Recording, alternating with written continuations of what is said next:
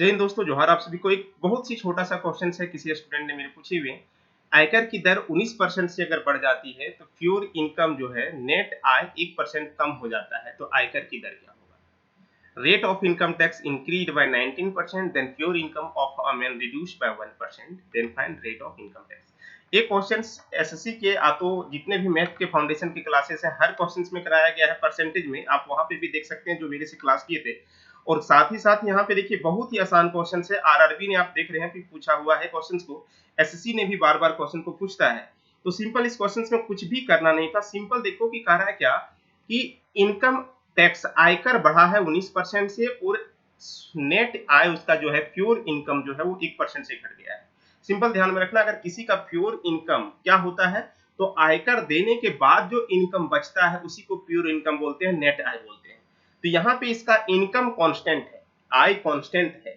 आयकर की दर बढ़ जाने की वजह से प्योर इनकम कम हो जा रहा है। तो सिंपल सोचो कि अगर आयकर की दर बढ़ा है तो प्योर इनकम कम हुआ है।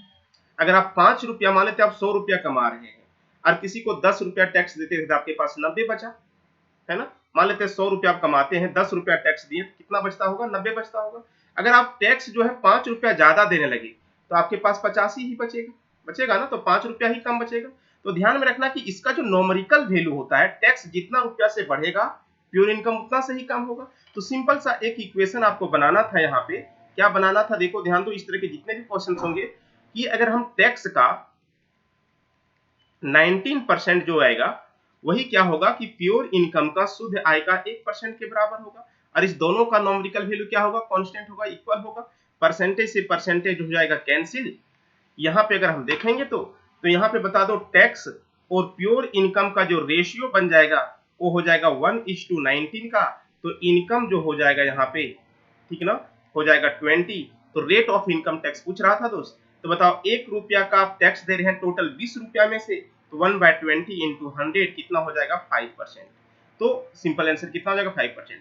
इस तरह के जब भी क्वेश्चन आएगा तो हमेशा ध्यान में क्या रखना है कि अगर आयकर की दर बढ़ रहा है उसकी वजह से प्योर इनकम कम हो रहा है, तो यहाँ पे कुछ नहीं करना। सिंपल देखो, ये जो वैल्यू है नेट इनकम जितना परसेंट से कम हो रहा है उसको ऊपर रख लो 1, ठीक ना, और इस दोनों का सम नीचे डिवाइड कर दो, तो 1/20 इंटू 100 हमेशा ध्यान में रखना 5%। अगर एक सिंपल सा एक दूसरा क्वेश्चन इसी में ले लें, कि सिंपल सा एक क्वेश्चन इसमें अगर हम ले लेते हैं दूसरा क्वेश्चन, देखो ध्यान दो।